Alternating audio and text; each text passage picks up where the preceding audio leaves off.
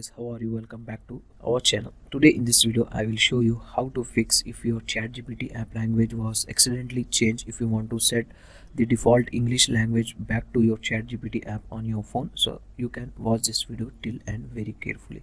So as you can see guys, same problem I also facing. Accidentally my ChatGPT app language was changed, so let's fix it out. Okay, so just you need to follow the on-screen option method.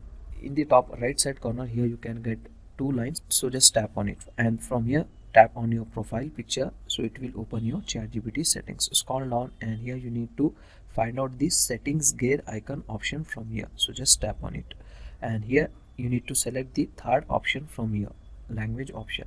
Okay, like this. From here guys, it will open the language page. Scroll down and find out English language and simply select it. Okay, and then tap on this option in the left side of your screen. Just tap on it like this. Now it will quickly change your app language to default, as you can see guys in my screen.